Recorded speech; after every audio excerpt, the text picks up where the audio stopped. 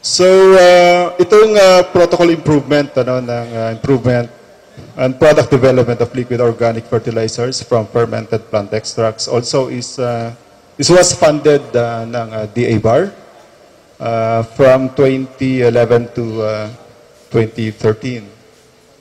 So, ito na si FPJ, but then we tried to term it as FPE in general.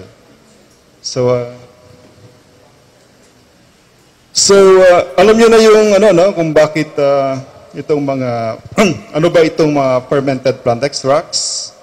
So according dun kay Miller, this is a very general from the sustainable agriculture. So this consists of young shoot leaves of vigorous growing plants that are allowed to ferment for approximately 7 days.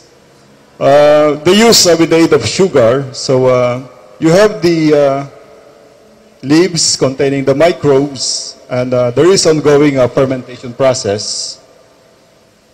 And the brown sugar draws the juices out of the plant material by osmosis and as food source for the microbes. And during that fermentation, nagkakaroon ng weak alcohol production. Then you extract the chlorophyll and all that are soluble in ethanol and other plant components. So it is actually Korean natural farming. It's a Korean technology that was developed by Master Han Kyu-cho of this Fijano Natural Farming Institute in South Korea. So they referred this one as Korean natural farming as a sustainable system. So based on generations of sustainable farming methods, it's also practiced in Japan, China, and Korea. And this encourages a balanced growth of your naturally occurring indigenous microorganisms. So ito, very familiar kayo rito, a liquid fertilizer, yung benefits ng FPJ or FPE. So made from natural plant materials. When your plants suffer from certain nutrients deficiencies, liquid fertilizer is a faster and more effective way to deal with the problem than solid fertilizer kasi it needs time to break down daw yung ating solid fertilizer than the liquid fertilizer. And of course, you have these fermenting liquid fertilizers. It's not a hot process. And plant hormones are retained to improve seed germination, flowering, and fruiting. And also it promotes beneficial microbial activities in the soil. The microbes help break down minerals and convert nutrients to a more absorbable form for the plants. And of course, it helps improve the soil quality and fertility. What affects the quantity and quality of FPE? So according to them, the most important requirement when selecting plants for making FPE is to use the growing tips of the plants that are fast growers, flower buds, and immature fruits can also be used. Yung hard or woody plants, they have, siyempre matigas na yan, they don't have plant juice or can yield little. And the plants should be vigorously growing at the time of collection. Plant parts should be harvested while the plants are in respiration mode. So they said it should be before sunrise and not in photosynthetic mode, which is during daylight. Due to these effects, these processes have something to do with the plant chemistry. So also they say that we should avoid collecting plant parts during or after rainfall. So this is to prevent yung pagkawala ng ating naturally occurring organisms or the surface of your leaves, which aids in the fermentation process, yung ating mga mikrobyo. So low levels of these microbes will result in improper fermentation and low yields of plant juice. So what kind of plants do we usually use? For them, they use this one, and the best time to make, usually made during the warmer months when plants' growth is vigorous and growing tips are abundant. In Philippines, this is the counterpart of these plants in the Philippines. So they use angelica, celery, Damong Maria, Bancubo, Alusiman, and also Kangkong. Ano? Okay. So, yung ating mga halaman kasi can provide a lot of proteins or valuable components for your organisms to ferment, to produce a certain kind of enzymes or substances that can be used. For example, this is for the industrial uses. And for the general procedure of making a fermented plant extract, so they collect plant material, they cut and weigh the plant material, they add brown sugar, they pack the plant material and brown sugar mixture into the container, and check the container after 24 hours and adjust the volume if necessary, And then they let the contents ferment undisturbed, and then followed by they separate the liquid from the solids. And they store the FPJ properly. Okay. So, there are a lot of related studies about FPJ. So, kapag kinonsult nyo si kaibigang Google, so, makikita nyo, fermented plant juice as organic fertilizers, so they are doing. So, how to make fermented plant juice? So, it is a public domain actually, Marami naggagawa. There are a lot of procedures how to make this one. So, makikita nyo, pag tinype nyo, in just 0.49 seconds, about related, the results is about more than 21 million. So, maraming mga projects. Makikita nyo, ginawa na yan somewhere sa fermented plant juice made from kangkong plants. I think this is a DOST1. So, the growth and yield response of bell pepper to fermented fruit. So, I guess this was conducted in the Philippines also, this one. And this one is in Mindanao State University. So, fermented plant juice, concoction on the growth of, I think this is also in bell pepper. So, you have a lot, and also in Ilocos, you can see that they are also doing this one. So, it's all over the Philippines and it's all over the world. They are doing this kind of studies. So, this one, they applied in Pechay. So, this was conducted in Zamboanga, So, and they're doing it well, And this another one also was in Cotabato, So, and they were also able to publish this one, American Journal of Agriculture and Forestry. So, bioorganic fertilizer on Pechay, home garden, and tomato. And a lot, they're using these kinds. So, because of this one, we were able to make or conceptualize this protocol improvement or this kind of project, protocol improvement and product development of liquid organic fertilizers from fermented plant extracts and other biological concoctions. Of course, with me, marami po kami dun sa team from UP Los Baños. For this one, makikita nyo kasi maraming mga biological sources, resources na ginagamit, leaves, fruits, and etc. And they just add sugar and water, then they just ferment. And you will have already your liquid fertilizer like FPJ, FFJ. But then, mayroon tayong limitations sa protocol. Ano ba talaga yung protocol na dapat nating gamitin? So, we tried, coming from the university, we tried to intervene and try to introduce some, try to check some or employ some biotechnological interventions for this one. With the hope na makita natin ano bang microbes ang naandun sa mga fermentation processes na yan. And hopefully we can improve the protocol and develop a product to have standardized protocol for this kind of activities.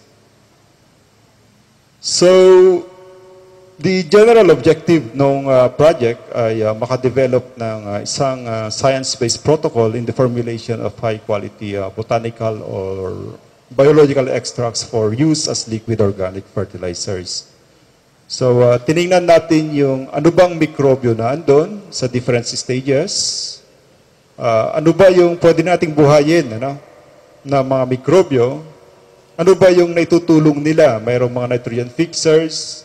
Mayroong bang phosphate solubilizers? Mayroong bang mga plant growth promoting hormones o enzyme producers na naandun sa ating mga FPJ? Kasi long before, marami ng farmers ang gumagamit niyan. At kanya-kanyang gawa rin naman, Kanya-kanyang gawa. There's no question about that kasi effective naman eh. But then for us, what we wanted ay, ano bang maitutulong pa natin aside from that? Can we still improve, So, may preservation tayo, so improvement, and then this one was very, very rough efficacy or test, plant test one. So, dun sa ating mga methodologies na in-employ, yung sa ating mga biological extracts, so tiningnan natin yung microbial, may chemical, and also plant test as routine one. And for the microbial, kinuha natin yung mga culture independent, meaning hindi mo siya i-culture sa laboratory. So this involves yung something to do with the DNA samples wherein, or molecular approach, that we took the DNA samples and identified this population dynamics or ano ba yung mga mikrobyo na andun. And then of course, dito naman, anong mga naitutulong nila at ano yung mga mikrobyong ito na nitrogen fixers, phosphate or potassium solubilizers, or mayroon ba silang mga plant growth promoting attributes. And of course, after nung mga fermentation stages, ano yung kanyang mga analysis. So, yun yung mga studies na binanggit ko. So, we have a total of 6 studies for this one. So, ito yung composition ng ating ginamit. So, ito yung usual na ginagawa ng ating mga farmers. Sa parteng Laguna, they use these Madre de Cacao leaves, brown sugar, and distilled water. Ito yung traditional, and what we try to introduce is to add inoculum. So using the same proportions we just try to reduce yung amount ng water. So ito yung para dun sa FPE or FPJ. So dun sa traditional, you have the leaves mixed with sugar and then you add water. But then dun sa, we try to modify this one and we try to reverse the process. So una, sugar, you dissolve the water, and then you mix the leaves. And I will explain why later. So for the components of the fermented fruit extracts, so sa area kasi namin, mayroon doon na mga naggagawa ng banana chips. So sayang yung balat, So we process this one to this FFE. So we have the banana peel, brown sugar, and of course your distilled water and the inoculum. So we have 3 treatments for this one, and using these proportions. So dun sa fermentation of molasses with IMO, yung traditional method kasi, they cook yung rice and they bake, Siguro parang napanood nyo na yan, yung kanina, tama? So, pag na-bake nila, pag nakita nila yung fungi na white, then that's it, So, very talented yung ating mga farmers na they can distinguish which organism they are looking for this one. So, and they use also this 100 molasses, 100% molasses. For example, 1 kilo of rice, and then 1 kilo of 100% molasses. So, we tried a modification, we tried to isolate yung organism, So, kinuha natin sa lab, and then yun yung ginamit na nating amag. So, we don't have to bait, para dun sa process na ito, then we use different concentrations ng ating mga molasses. So for this one, what we did dito sa projects na to, and dito sa results natin, so ito kasing tinatawag nating denaturing gradient gel electrophoresis protocol. Para kayong ano lang to, no? Familiar kayo sa mga forensic studies. You get the DNA and then you identify kung ano yun na andun based dun sa kanyang DNA, you know? So we have this kind of system then para sa ating mga mikrobyo. So we took yung DNA ng ating mga sample, then we did this kind of system, and kinuha natin yung mga band na yan para ma-identify natin yung ating mga mikrobyo. So yung mga band na yan corresponds to your microbe during the fermentation process. So we have 0, 3, 6, ibig sabihin, ito yung day, you know? After 3 days, 6 days, 9 days, and so on and so forth. Hanggang sa isang buwan, you know? So ito yung profile ng ating fermented plant extracts, you know? So makita natin, ito yung mga mikrobyong naandun, ano? So mostly makikita ninyo mga lactic acid organisms. So it's very acidic, you know? Ang kanyang pH is about, I guess, it can reach as low as 3.5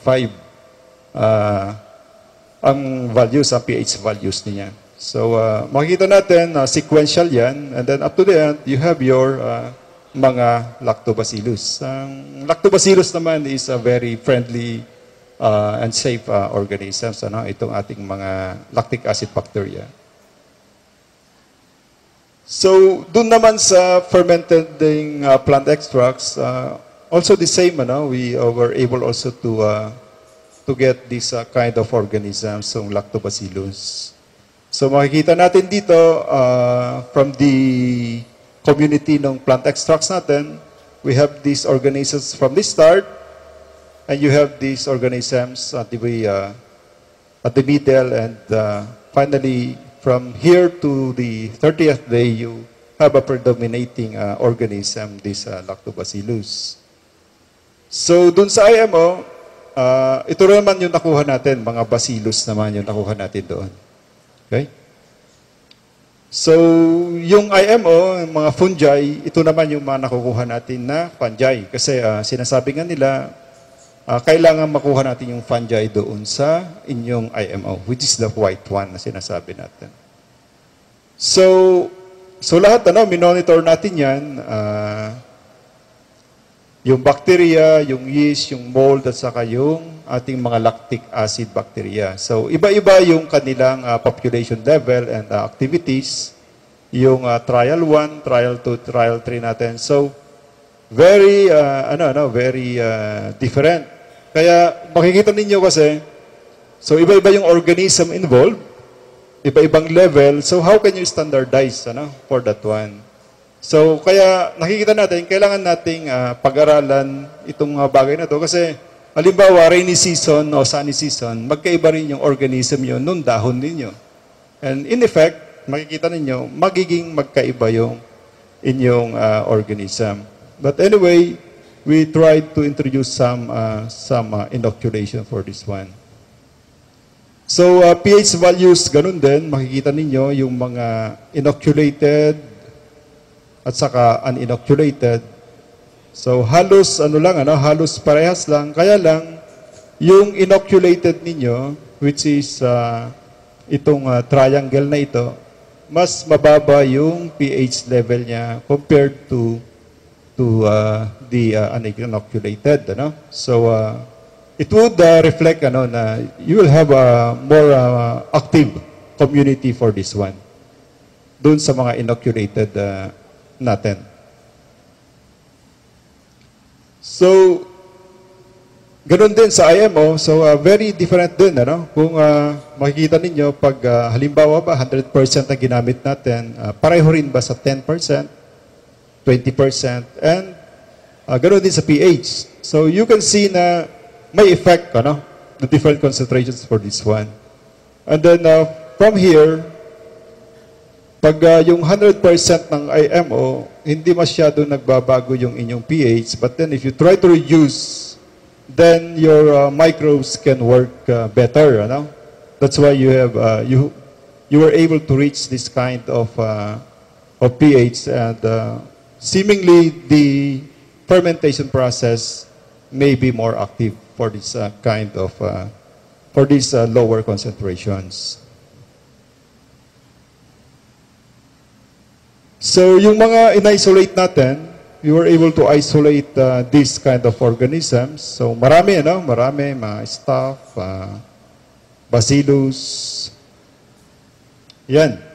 So dito sa fermented plant extracts, you have bacillus, enterococcus, and also this one. Ito yung tinatawag nating kinukulture natin, ano?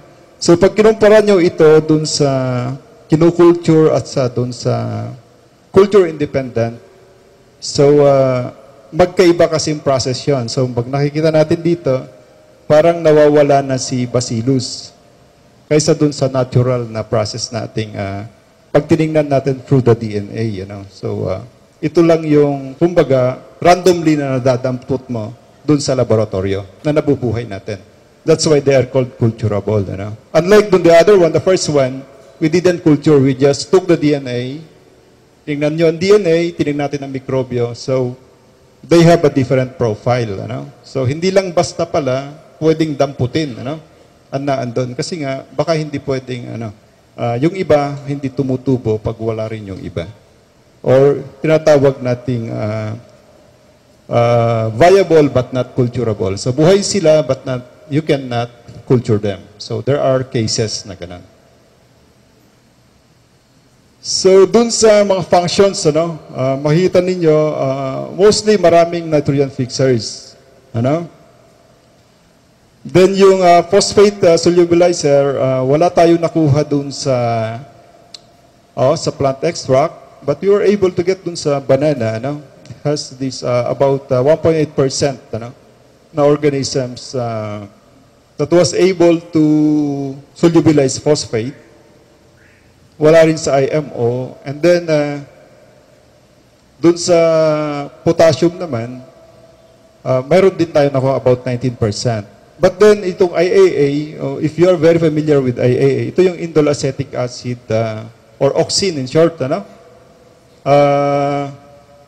Siya yung isang klase ng hormone na para dun sa root system ng halaman. Nagpapaganda ng growth ng inyong halaman. In effect. So, yan. So, meron silang ganito. Ito palang ating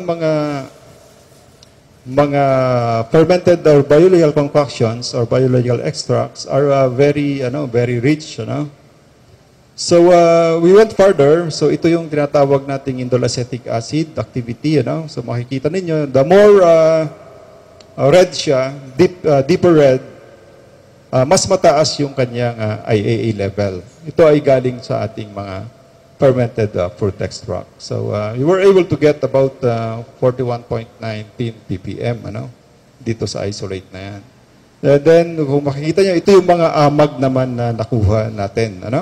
Galing from the IMO.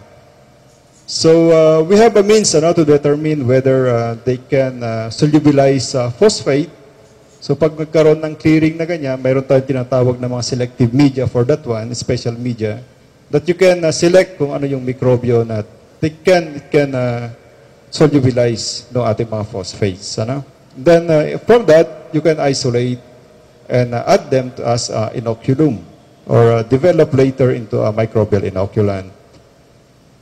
So, dun sa chemical niya, so, makita ninyo yung kanyang NPK, not that much, So, more on dun sa inyong micronutrients, yung ating mga biological extracts. And what is good dito ay parang mas mataas pag meron kang inoculation, Kung meron kang seed doon sa inyong fermentation process.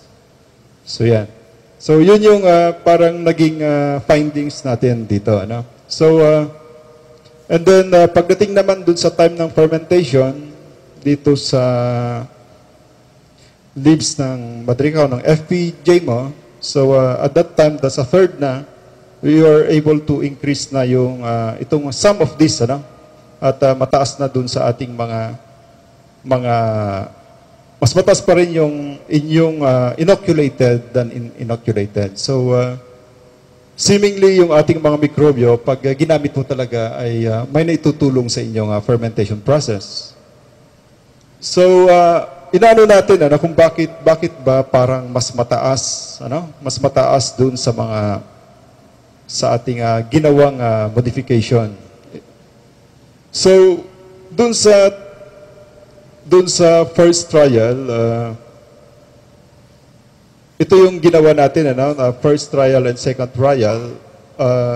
Yung leaves, we did the traditional one, for this one. But then, when you try to reverse the process, which was done dun sa trial 3, mas mataas yung nakuha nating values for this magnesium and calcium, and others. So, may effect, bakit kaya may effect, Ito, ang aming rito is, when you try to add directly yung sugar mo sa leaves mo, the possibility of having osmotic pressure, mamamatay yung mga ibang mikrobyo. Pag didissolve mo muna yung sugar mo dun sa water and then you preserve more organisms on your fermentation process. Kasi yung nag-ferment nung iyong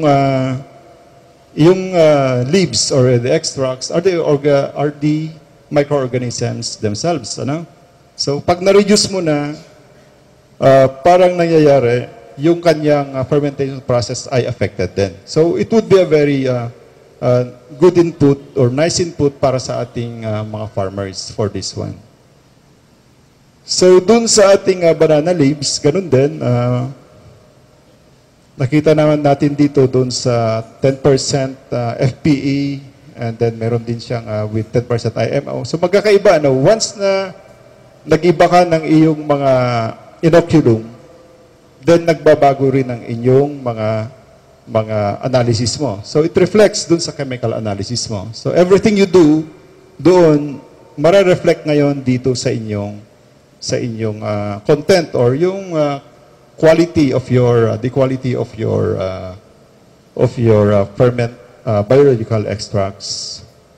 So dito naman sa IMO, when we try to compare naman, mas mataas din yung ating 20% ng 20% dilution, kaysa dun sa pure. So we would be recommending to you na i-reduce nyo yung paggamit nyo ng 100% compared to 20%. Then nakatipid pa kayo ng molasses, halip na 1 lang ang nagamit nyo, 5 times kayo nakagawa dun sa 1 kilo ninyo. Kasi you will be using only 20% for that one. So ito yung very, very rough na test natin during that time since yung ating FPJ, hindi naman siya ganun kalayo doon sa ating mga, kasi ito ay wala pong chemicals na ginamit. So, very good siya sa combinations ng vermicompost and IMO. What we observe dito, pag gumamit ka ng mataas na concentration doon sa FPJ ninyo, FPE, parang may negative effect sa halaman. So, doon sa paggagawa natin nito, you need to determine ilang percent lang ba ang pwede nyong gamitin. At 10% yung halaman nyo, stagnant na siya. Naging dwarf siya. Okay? Staggered ang growth ng inyong halaman. So, wala namang masyadong difference. So, it's better to use yung yung diluted na. At least mas marami kayong magagawa. So, dun sa population niya sa FPE, so basically they are almost the same, almost the same yung pattern. Except for this FFE, una yung yeast, mas marami siya, and then you have your lactic acid bacteria, and then fungi. Compare this one, bacteria muna, lactic acid bacteria, and then yeast, then later on the fungi. So magkakaiba sila ng population pattern dito. So to sum it up, itong FPA natin ay dominated ng lactobacilli during the fermentation period, and we have also, there are also other organisms like Wisella, Crassiobacterium, Pseudomonas, and some uncultured bacterium.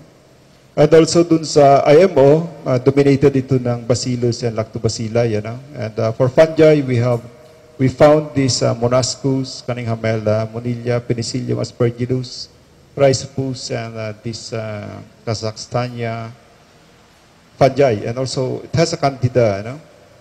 So dun sa protocol, a mixing protocol in FPA had great influence, on the micronutrient content of your final product. And inoculation can somehow help to increasing the nutrients in FPAs, and diluted concentration of molasses or sugar yielded higher nutrients in IMO production. So we have some fungal isolates exhibiting phosphate solubilization, and most of the isolated bacterium also are from the biodiesel concoctions were N2 fixers, IA producers, and some were potassium solubilizers. So now we have this kind of resources, like potential of microbial resources that can be used as a starter inoculum, and this mixing protocol and inoculation were helpful in improving the quality and standard of these biological extracts. Of course, we acknowledge the ABAR for giving us this project and this activity, of course, we are sharing it to you, at maraming salamat po.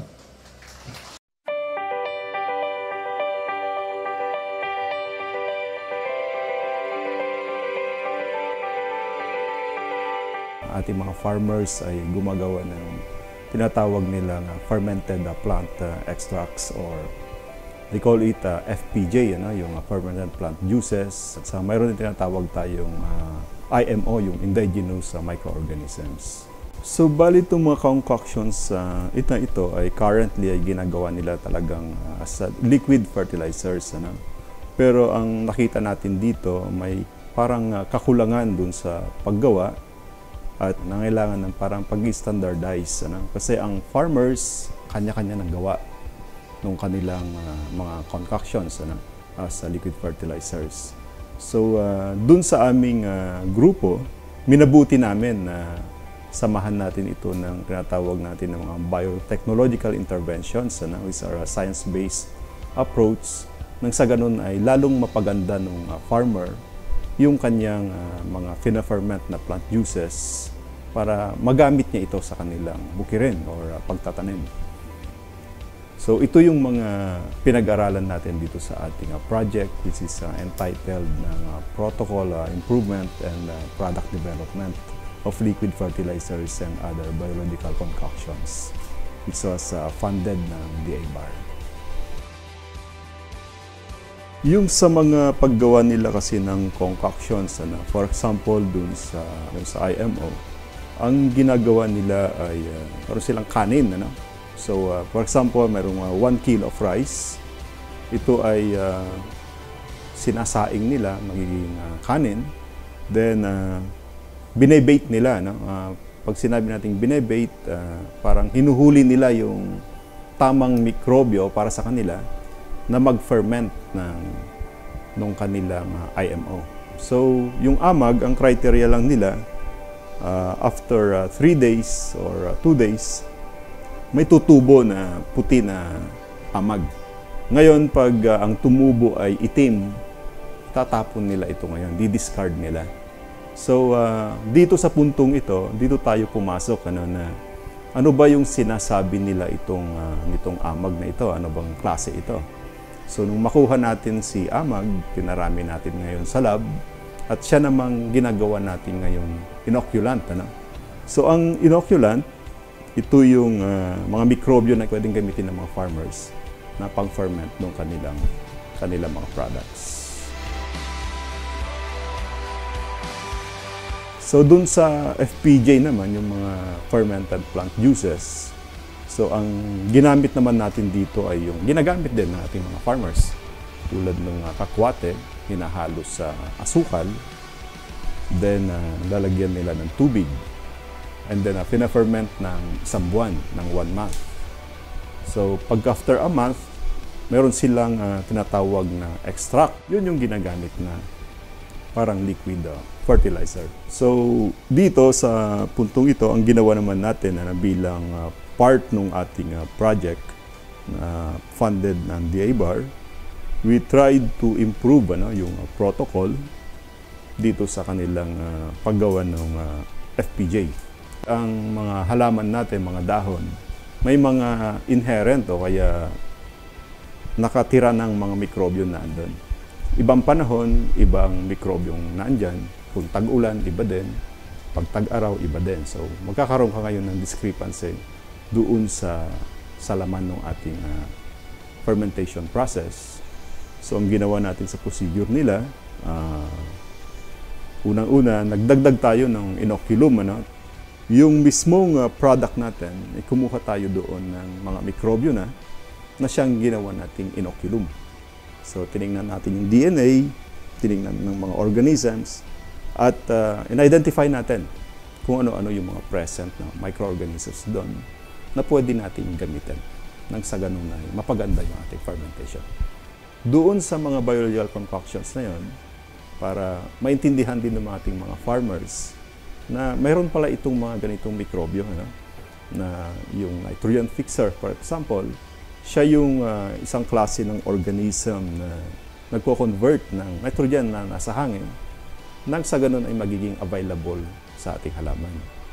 So ganun din yung tinatawag nating phosphate solubilizing microorganisms na na-detect din natin dun sa biological concoctions, at sinama rin natin itong mga to dun sa ating mga inoculum. So sa halip nung si farmer ay kukuha lang ng mga dahon-dahon diyan, tapos ay ferment niya, ang ginawa natin ay kinuha natin ngayon yung mga mikrobyong ito nang sa ganung makaproduce sila ng liquid fertilizer. Pangalawa, mapipili mo yung mga mikrobyo na andon, may iwasan mo rin yung masamang mikrobyo, mapapahalo dun sa fermentation mo. So yun yung ngayon yung ginawa natin sa lab bilang protocol, part ng protocol improvement natin ng paggawa ng ating mga biological concoctions. Doon sa traditional na ginawa, yung farmer, so siyempre may certain proportion dito. So usually ang ginagamit nila ay 20 kilos halimbawa ng leaves, 10 kilos ng asukal, and then 10 kilos ng tubig. Although yung modification, ang ginawa natin ay sa halip na, for example, yung sa kanila is 1, 2, 3. Ang 1, ito yung mga chinap or ground na dahon. And then second, addition ng asukal or brown sugar or molasses, kung ano man yung available. And then next is yung addition ng tubig, then imimix. So sa atin, ni-reverse natin yung procedure. So una, yung asukal, dinidissolve natin. Dinidissolve natin dun sa tubig. Pagkatapos niyan, saka natin inilalagay yung dahon. Kasi yung dahon, siya mismo ay meron na ring mikrobyo, na siyang magpapatuloy ng fermentation process. So, meron tayong physical na modification plus yung biological modification, which is yung addition ng ating inoculum or mikrobyo. So, in that way, nagawa nating i-standardize itong mga ganitong procedures nang sa ganun ay makatulong sa ating mga farmers para mas mapaganda nila yung quality ng kanilang fermented plant juices.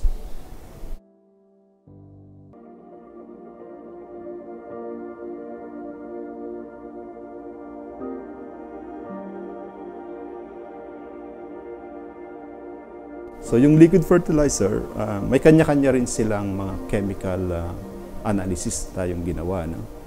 So in effect, nakita natin na mas mataas yung kanyang nutrient content in terms of micronutrients. So So yun yung advantage ng paglalagay ng pag-modify ng protocol and paglalagay ng ating inoculum. So ganun din ang nangyari dun sa ating IMO, no? So yung IMO, ang ginagamit nila doon, so 1:1 nung molasses and nung kanin, ano? So ang ginawa natin doon ay gumawa tayo ng iba't ibang dilution. So yung dilution na yan, meron tayong 10%, 20%, and yung dati nilang ginagawa, which is yung 100%. So nakita natin dun sa ating mga analysis, ano, hindi lang dun sa mikrobyo mismo, pero dun sa kanilang nutrients, ano, ng ating IMO, na mas mataas doon sa 20%. At ito isang malaking advantage, ano, para dun sa ating mga farmers, kasi sa halip na gumamit ka ng 100%, 20% lang na molasses ang gagamitin mo. So instead of producing only 1 liter, makakaproduce ka ngayon ng 5 litro, which is a very big help din sa ating mga farmers. Meron tayong phase 2, ano, para ma-refine lahat yung ating mga standardization. Kasi doon sa phase 1 actually, ang pinaka main objective natin ay malaman kung ano ba talaga yung mga naandong mikrobyo. Ngayon, meron na tayo nung ganong resources, ano? I mean, yung mikrobyo nasa atin na ngayon. So, gagamitin na natin sila. Kasi nasa ating mga kamay na yung ating mga mikrobyo. Na-isolate na natin, nakuha na natin. So, ngayon naman, paano mo i-formulate, ano, ng husto ito nang sa ganoon ay lalong kapakinabang dun sa ating mga farmers. Maganda, magkaroon tayo ng standardization para dito. After all, pag ito'y pumasok sa organic farming, alam naman natin na talagang mahigpit, ano, yung sa mga national standards natin na napakahigpit.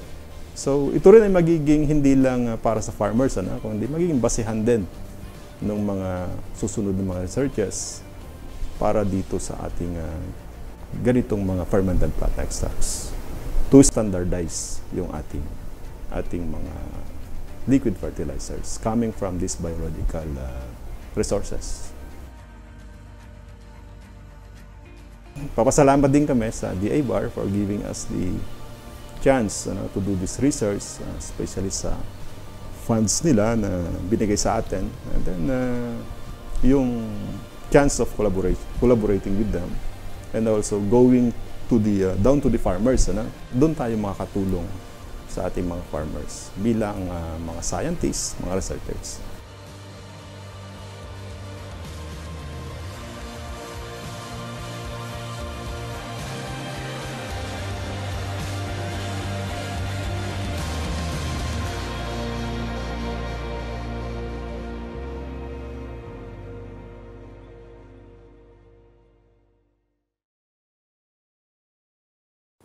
So, sa paggawa ng FPJ, kailangan natin kumuha ng fresh na kakwate.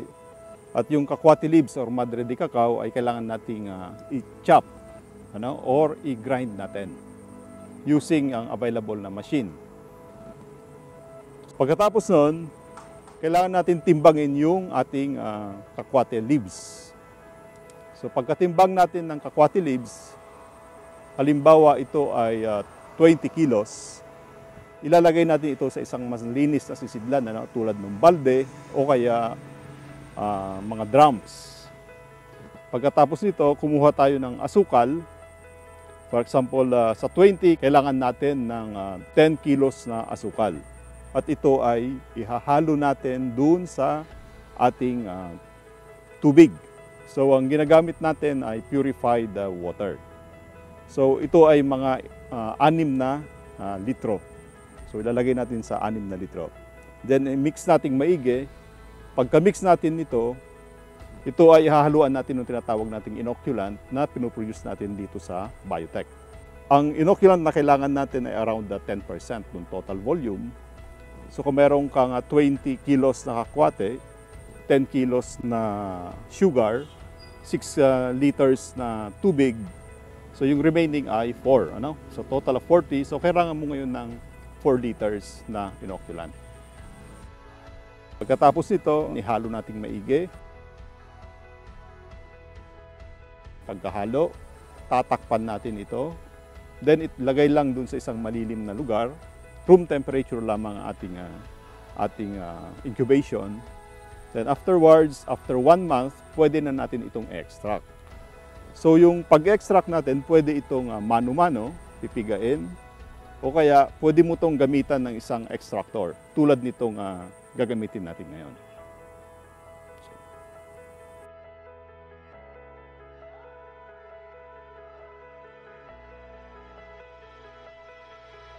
So pagka in-extract natin ito, pwede na ito nating gamitin. Ilagay natin ito sa tamang sisidlan, malinis na mga containers natin, like mga used na mineral water, bottles.